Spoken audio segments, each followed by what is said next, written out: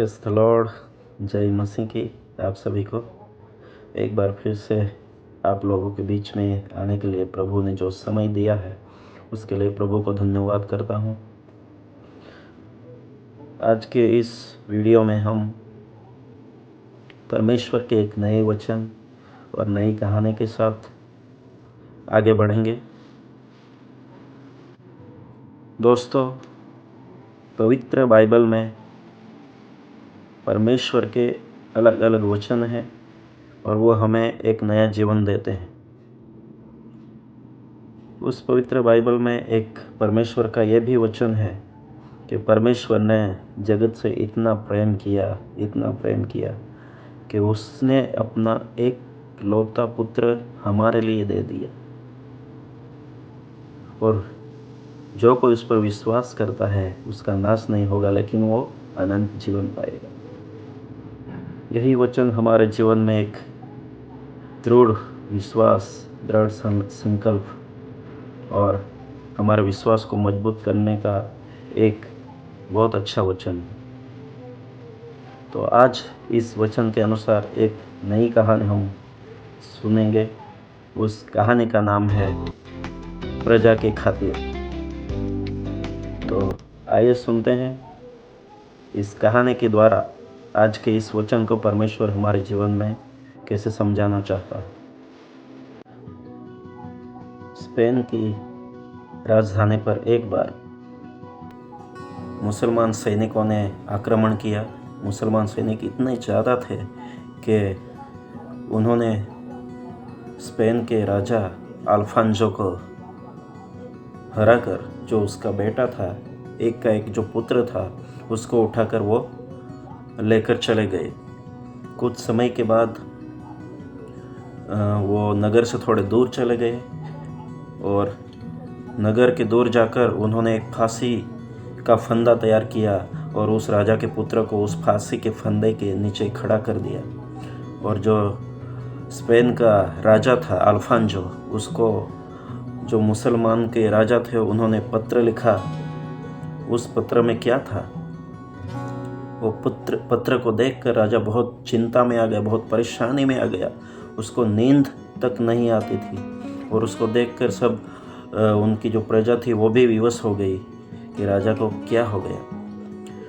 तो कुछ समय के बाद राजा ने अपने सारे मंत्री परिषद को बुलाकर सभा बुलाई और उसमें कहा कि मेरे को एक पत्र आया है, उसमें लिखा है कि अगर आप अपने राज्य को मेरे हवाले नहीं करोगे, आपके प्रजा को मेरे हवाले नहीं करोगे तो आपको पुत्र को मैं फांसी दे दूंगा। ये बात सुनकर प्रजा परेशान हो गई, दुखी हो गई। सोच में सब पड़ गए कि अभी राजा क्या करेंगे। राजा अपने पुत्र को बचाएंगे या हमारे नगर को बचाएंगे? तो लोग तो बहुत परेशान थे, लेकिन राजा सारी रात सोच में था, चिंता में था, संकट में था।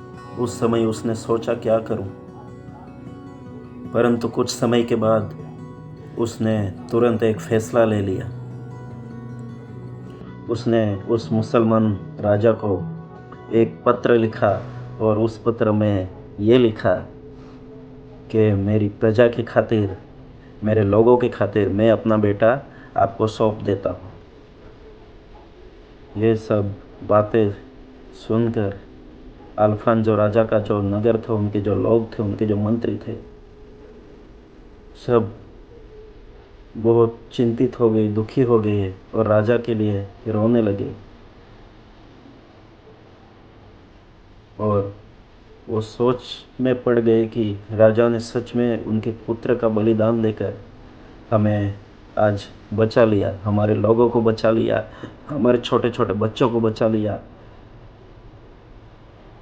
इस कहानी के द्वारा बाइबल हमें यह सिखाती है कि परमेश्वर ने अपना एक का एक पुत्र हमारे पापों के लिए, हमारे दुखों के लिए और हमारी सलामती के खातिर उसने एक का एक पुत्र यीशु ख्रिस्त हमें दे दी।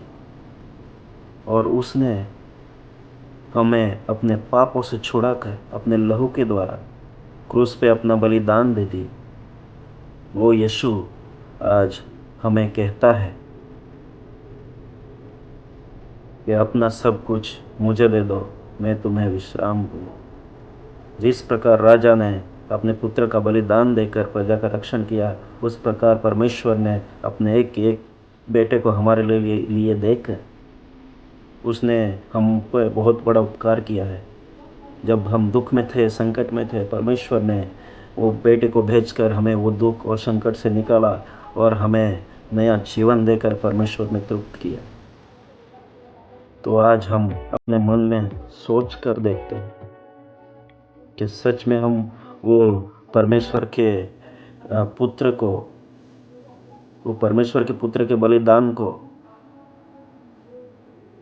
क्या हम उस विषय पे खरे उतरे या नहीं? क्या बाइबल के वचन के अनुसार चलते हैं या नहीं?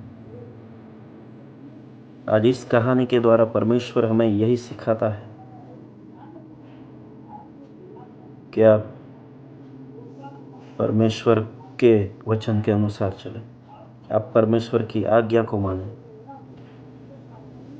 और जैसे परमेश्वर ने हमारी मदद की वैसे ही हम एक दूसरों की मदद करें, यही हमें बाइबल सिखाती है।